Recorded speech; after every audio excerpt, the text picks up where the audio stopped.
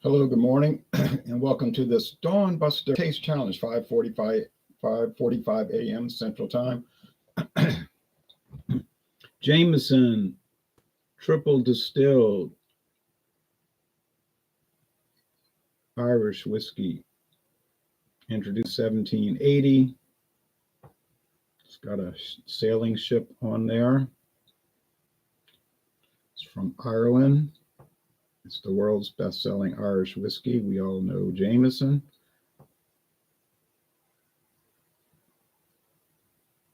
Now, Jameson is one of those type of products that I guess you call them whiskey snobs or whatever. They look down on it, oh yeah, I would never drink that. It's trash, macro, mass produced, the same old thing. For Canada, Crown Royal, they want to attack Crown Royal. America, Jim Beam, Jack Daniels. If you want to establish yourself as a profoundly great whiskey taster, you got to hate Jack Daniels. England, Scotland, you got to hate Johnny Walker Red Label and so forth. But it's the kind of thing like the world loves it, but they don't know what they're drinking. They don't know how bad it is. Here is Michael Collins. Definitely not the number one selling Irish whiskey. And I don't even think this is made anymore. There's a new product called Michael Collins The Prediction, owned by the Sazerac company. But Sazerac is a bit of an odd company, so they might still make it and just not promote it or acknowledge it, which is true for hundreds of their brands. This is double distilled instead of triple distilled. Has sort of a rich flavor, which may be a turnoff to people, and other people might like the rich flavor. And it has a little peatiness to it, which is odd, generally odd for Irish whiskey, although you'll find one here and there that will have that. 1921, the year of the Irish United Kingdom Treaty, that set the stage for the establishment of the Irish Free State in 1922. Michael Collins was a government official in the Irish Free State, but he was killed in an ambush during the Civil War between the Irish Free State government, supported by Great Britain, and the Irish Republican Army rebels, who end up losing the war, and the Irish Free State stayed around. It was a fight over should they acknowledge George V as King of Ireland or not. But that's another story. It's a history lesson. But a lot of these whiskey products or beer have history involved in them. The historical events influence the product. Like Michael Collins getting killed in the ambush. That's basically why you got this whiskey. He had nothing to do with the whiskey. I don't even know if he drank whiskey. All right. Or any alcohol for that matter. I don't know much about his life. Okay. I did put the wrong date. I knew I had, but I figured I'd just correct it. I'll do that right now. 1780, not 86. That's a different. I'm thinking of a Scotch. No, a different Irish whiskey. Sorry, Bushmill 1786. Even though the bottle says 1608, not really true. Both have olive green bottles, glass bottles, kind of common for Irish and Scotch whiskey, honestly. Age 4 years, triple distilled. No age statement, double distilled.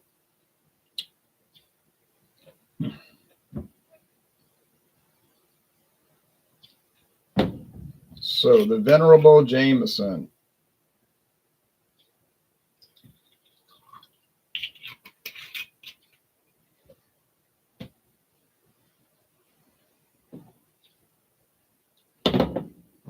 Loved by millions and hated by a few. All right. I think it's pretty good. I'm not a fan of it, like running around touting it, but I don't see where I don't understand the complaints with some people, but they're not really that common. Michael Collins, couldn't even hardly find any video reviews for it. It's so rare. And like I say, maybe discontinued because Mr. Sidney Frank did die. He was very elderly, and he owned the company. He also owned Grey Goose. That was part of Sidney Frank Company. That's how he made his money. Grey Goose really got so wealthy off of that. Then his family just sold all the assets, you see, to other people. Like Grey Goose was sold to some big company. I don't know who owns it today, but it's huge. I've never tried it. I know it's really popular. And then the Michael Collins property, intellectual property, trademarks, and so forth was sold to the Sazerac company. Probably didn't have to pay too much for it since wasn't really known. Grey Goose, now I'm sure that was a big auction. They had to really bid on that thing. People knew what that was, big time money. So here's the company that makes it, Irish Distillers. And common sense would tell you they're distilled. And they own a lot of brands that they've acquired over. Some of these I never heard of. So they got things like Jameson, which is premium priced. And then you got these above premium Jamesons. Single pot still. You got some that will cost you much more than the average. Redbreast. I've seen it around. Spot. I've seen green spot, yellow spot, whatever those colors are. Middleton. Very rare. Now that's extremely expensive. I think Mathern's got the 2022 edition for $400. Clean my glasses. $499. Some kind of outrageous price. $299. That's it.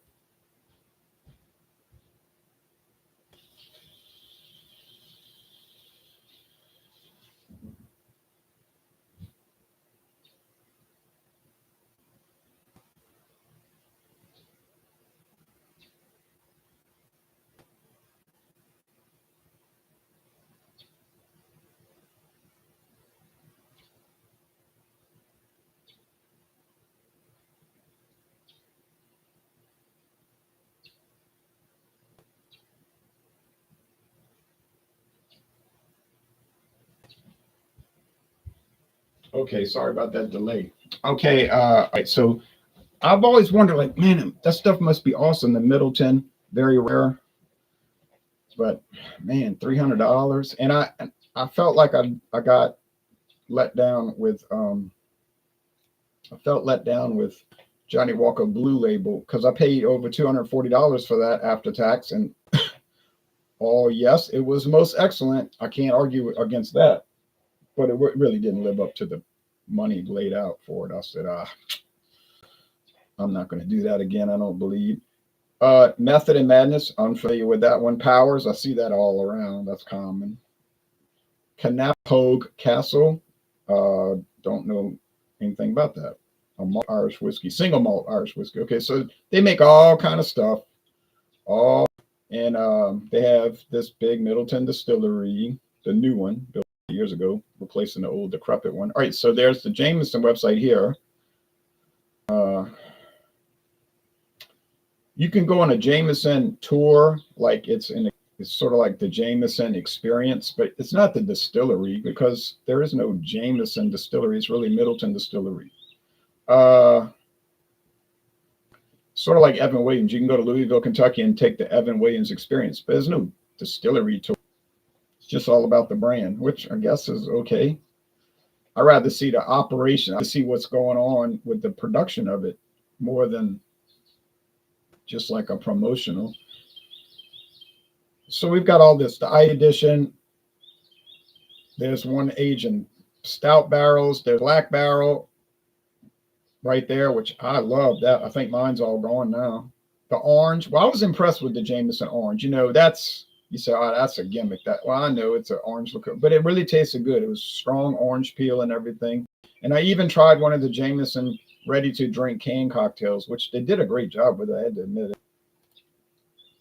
So anyway, the world, it's sort of like the empire of Jameson, the Jameson whiskey empire, right? It's so big, you can't argue against that. You may not like it, but you can't say, all right, nobody cares about Jameson. Oh, really? Burley Sullivan says, hey, cheers back to you. Appearance, they're both golden, so amber gold, so the color won't matter. The shade of gold won't matter. Won't have to, close my eyes the whole time worrying if I'm gonna glance and see a darker one. But some of these Irish whiskeys that I've tried, taste challenged, they're so pale like straw. So you really have to be careful because you just glance and see the straw color, you know what it is. I don't want it to be a good challenge, not I glanced and saw the darker color, so I knew. I want to. That's the whole point of the taste challenges. Can you tell them apart? Sometimes yes, and sometimes you just cannot. And the reason I started these is just because of over the years people giving me brand loyalty comments. You know, they'll just usually informally talking and they'll say, whatever the brand, you know, I know my Rolling Rock, you know, it's so distinct. Well, it might have been before the buyout, which I thought it was distinctively not so good. It had a chalky mouthfeel. I didn't like it. I was like, I don't know what's going over there in Latrobe, Pennsylvania, but they need to clean up their act. But I would still buy Rolling Rock because I wanted to collect the cans and bottles, because it seemed like about every 2 years they would change the can design or the bottle design. But I found after Anheuser-Busch bought them in 2006, they sold off the brewery. They didn't need it. It's still running. It's an independent brewery now. But it got better. To me, it got better. They got rid of that weird undertaste, that chalky mouthfeel, and you could say, well, it's kind of plain. Yeah, it's kind of plain, but plain and good instead of unusual and not so good to me. Now, other people say, oh, Rolling Rock used to be a classic and all of that. Okay. I'm just giving you my perception of it. But yeah, it was distinct. And maybe now it's not so distinct. It's like you couldn't really tell it apart from the others. But it's clean and nice and doesn't have the weirdness. Okay. Jameson, clean, nice, and always consistent. You know, you don't get a bad batch of Jameson, right? Now you might say, well, it's kind of ordinary. It's nothing really outstanding about it. I know. I agree. You're paying for the name. I get it. Crown Royal, you're paying for the name.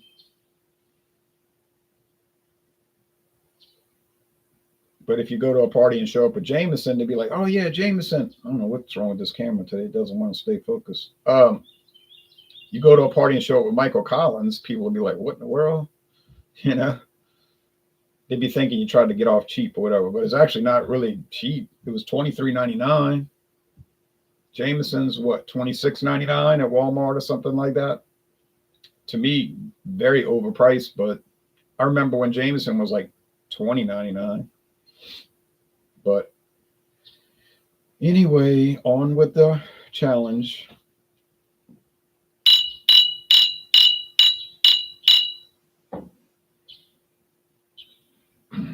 Yeah, cereal grain, fermented, you know, fermented, then distilled, aged in oak 4 years or whatever. No, Michael Collins is at least 3 years.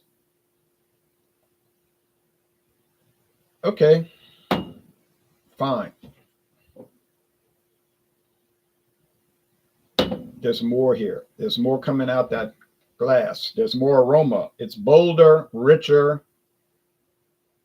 I know what some people are going to say. You can't smell richness in the aroma, blah, blah, blah. You can't smell sweetness. Okay, all right. Well, I can smell the potential of it. Peatiness? No, I wouldn't say that. But it's something distinct. And I think it's a good aroma.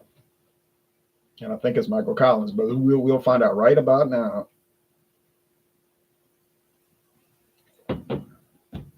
Sugar sweetness? Yes. Whiskey to me always tastes like sugar water. I just find whiskey sweet, like sugar. And if that's what I'm tasting, that's what I'm going to say. I'm not sitting here with a guideline sheet and it says this is what a whiskey judge should taste. And then it says do not bring up these flavors. Why? What? No, you call it as you see it. And I'm tasting sugar water, so that's what I say. If I get ridiculed, that's all right. I can live with that. But I wouldn't feel comfortable just not mentioning flavors because it wouldn't be appropriate or something like that.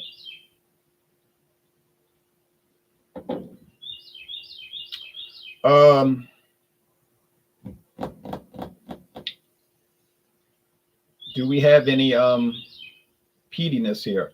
In a real sense, no. This camera is having a bad day. In an actual sense, no. You would not call this a peaty whiskey, but in a relative sense, but compared to the rest, it does have some distinct little odd and you can't really place it, but it's like, man, it's something about it. And I was reading a written review. I don't know who this person is, and I had never read it before until after I wrote my review. See, I never read reviews or watch a video review until after I've sat down and reviewed the product and written my notes on it. Then I'll go back and see, does anybody match? Usually they do. And I was writing about it, talking about the peat. I'll go and I look at the written review, and one guy says, I don't like this stuff. It's peaty. He doesn't like it. It's peaty. Well, that's cool if he doesn't like it. But I said, peatiness. See, I knew I was right. I wasn't just out there talking crazy because somebody else noticed it. And I didn't read all the reviews. I mean, I read them for the last year or whatever, the recent. And there aren't that many. I mean, there really isn't much action out there on Michael Collins, all right? If you wanted to read every written review for Jameson just in the last year, it'd take you a long time because it's so much. It's so heavily covered. Like people constantly are making Jameson videos, constantly writing written reviews. It's that big. It's so widespread. I bet if you took every bottle of Michael Collins that was ever produced in its history of the last 18 years, they probably make more Jameson in a month than they ever made of Michael Collins in his whole history. You see what I'm saying? No, I mean, it's big. It's like Budweiser. Now, Budweiser's not the #1 beer in the United States anymore, and it hasn't been for a long time. Back in 1988, they made 50 million barrels. What happened? Well, the light beer got so popular that it took over. It caught up and passed it up. But Anheuser-Busch, they didn't care because they owned the light version. So all the money was still coming to them. And usually it was Bud Light, usually Budweiser drinkers that were switching to Bud Light, you see. It's not like they abandoned the company. Now, maybe in 2023 after that little incident of extreme stupidity, but I'm talking about the whole thing. So it's just that Budweiser drinkers switched to Bud Light, which is part of the whole family, the Budweiser family. So the company couldn't care less. Around the world, like in Asia, where light beer is really not as popular. Although their regular beers aren't exactly heavy, 4.5% to 5%, usually at the extreme, 5% top ABV. Budweiser is still big. That's like the main brand.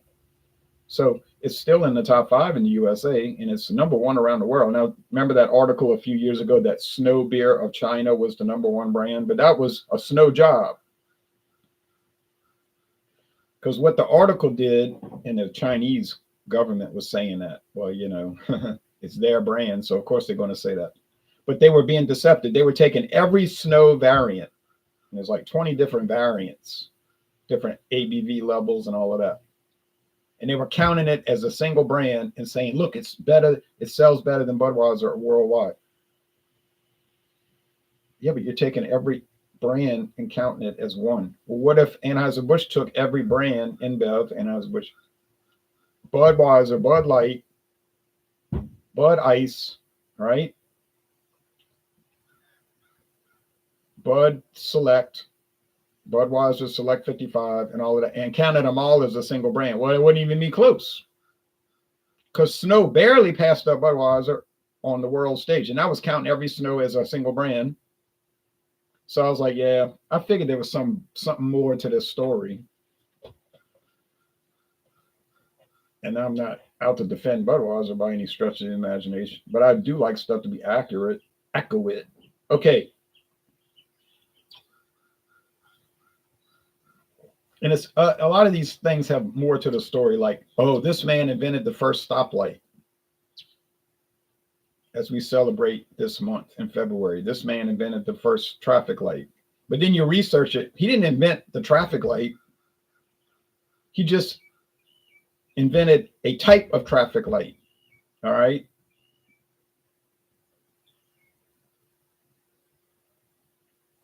And you see that all the time. This man invented this. Then you read it, but he invented a type of that, and it wasn't even popular or successful.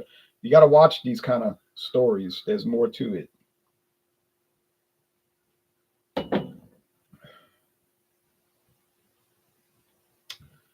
Uh, does Michael Collins have more flavor? Yes. Is it a better flavor? That's questionable. That's questionable. That's questionable. It has more. It's bolder. It's richer. But is it a better flavor? That's question. I don't know. I can't answer that. I don't know. Which one would I rather buy? Well, I'd rather buy which one was cheaper. Tell you the truth, just being honest. Which in this case would be Michael Collins because it is cheaper. Most of your regular Irish whiskey is cheaper than Jameson. It's the lead product, and they upcharge it. It's like Crown Royal. You're going to pay more money for Crown Royal than other similar items that are no better or worse than Crown Royal. So why buy Crown Royal? Because people are attached to that. And they're not even, I know Crown Royal drinkers wouldn't dream of trying an alternative Canadian whiskey. Just wouldn't do it. They'll say, I'm getting off of work and I'm buying my Crown. I see them do it. I'm buying my Crown because they're off of work. They're so happy. Now, fine. But then that same person might tell me a week later, man, I'm kind of pushed on money right now. My budget is bad. Bills. And I said, well, why don't you? You know, you could save a little money on the Crown that you like to drink. You're always buying Crown Royal, Crown Royal. That's pricey. Why don't you try Rich and Rare Reserve? Oh, I don't drink junk like that. I don't drink junk like that. I'm like, you tried it before? No. They never even heard of it until I mentioned it, even though it's right on the shelf in front of them. It's like, wow, that's really open-minded. You tell them you need money. You're paying premium prices for Crown Royal. You know you're going to keep drinking whiskey every week, but you won't even try this alternative product, which some people say is better than Crown Royal. I'm not saying that. Other people, it's no worse, that's for sure. But they'll say, you could find Rich and Rare Reserve for $9.99. $9.99. Crown Royal is $23.99 if you're lucky. You know, I know a guy I work with. He was saying he needed money. You know, his budget was bad and all, but he loved to drink beer. He loves to drink beer all the time, constantly, and he doesn't drink a little of it. But he was always buying Bud Light. I said, man, you know, you're paying an extraordinary amount of money for Bud Light, considering what you're getting. And I was like, why don't you buy Milwaukee's Best Light? It's significantly cheaper per ounce, but it's arguably better than Bud Light. Now, arguably, but it's certainly not worse. Oh, he was saying, oh, no, we used to drink that in North Carolina, but oh, no, and he wouldn't budge. But then he thought about it, and he started buying it, just as like an experiment. You know, maybe this guy's not totally stupid, like I think. Talking about me. He buys the 30-pack. Yes, he realizes I was right. It's no worse than Bud Light. May not be better, but it's certainly not worse. But the price is tremendously less. So now he's off to the races with the Milwaukee's Best Light 30 packs. And he's turned his back on Bud Light. Nothing personal against it. He loves it. But that price he was paying, he just couldn't deal with it. It was just, I said, yeah, you're just throwing money away. Because you're getting basically an identical product. Something to think about. Now, if I was an Irish, I got to guess. This is the Michael Collins. Got it. It's that richness. I got it. What, 4 now? 5 straight? I think I'm going to get them all right. I hope. I don't know. If I was a whiskey drinker, I'm not a whiskey drinker. You say, well, dang, you do video reviews constantly and taste challenges. Yes, but beyond that, I don't drink it. I'm just being honest. I don't ever drink whiskey just to drink it. Now, you say, well, you're confessing. Yeah, confessing. Why not? I don't have any interest in it. I just honestly have no interest in drinking whiskey just to drink it. Sounds weird, I guess. I'll admit it's eccentric, but I like to do the tastings do the video reviews and do the taste challenges, and that's fine. But I'm saying hypothetically, if I was a whiskey drinker, Irish whiskey drinker, and there are millions around the world, most of them aren't even in Ireland, because Ireland doesn't have that big of a population. Got more Irish people in America than they got in Ireland. Could be true for England too if I studied that. I mean, I would just buy Drum Castle. I'm telling you the facts. Drum Castle is $15.99, $15.99, and Jameson's $26.99. I'm saving $11 every bottle. Is Drum Castle an inferior product? No, definitely not. And actually, it's aged in X wine and X bourbon barrels. Whether that makes it better or worse, I don't know, but it is distinct. Okay, Phil says, "Hi Jay, we have here in Paris Jameson 1 liters for 22 pounds, 22 euros and 80 cents, 80 euro." So yeah, a little cheaper than America, because what would that be in US dollars? 25. So I mean, you're saving $1. So, oh no, that's a liter. Okay. Yeah. Okay. All right. Okay. So you're getting it probably $4 cheaper per 750. But then of course you're not shipping it across the Atlantic Ocean. It's getting shipped across the English Channel, the Irish Sea, and then the English Channel on the railroad to Paris. So that shipping is going to make a difference, because it's going to cost. It has to be calculated in the cost. They're not shipping it for free. So that's probably the main difference, really. I would assume, because I don't think France is exactly noted for having low taxes, all right, or low government regulation of any subject you could imagine. So yeah, that sounds about right. And I guess if you bought it in Ireland itself, it would be cheaper, because there's no shipping aside from distillery to distributor to the liquor store or bar room. So yeah, that would make sense. All right, but I appreciate the information, Phil, and I always love information like that. All right, we get bread from France. Bread. I don't know what they're putting in it to make it not go bad, because it's not getting shipped over in 2 days. But from Paris, you would imagine, now that bread is expensive here, common sense. You would imagine it's a lot cheaper in Paris, where it's right next to where the bakery is. There's some logistical analysis that has to be considered when you're thinking about these things. All right, but anyway, the winner is me, because I got it right. But the winner of these two, I can't really say. I don't. I guess Michael Collins is the winner because it's cheaper. You save $4 per bottle, and it's no worse. It's not better, but it's no worse. Okay, so there you go. It wins by virtue of price, not really flavor, because they're about the same. Okay, see y'all later on for another taste challenge. These have been very exciting to me. You might roll your eyes and say, "Are you serious?" I'm serious, because I love doing these taste challenges just to see, like, in your mind, can you really tell them apart? And that's the challenge of it. That's the excitement of it, in my opinion. All right, y'all take care on this very exciting election day.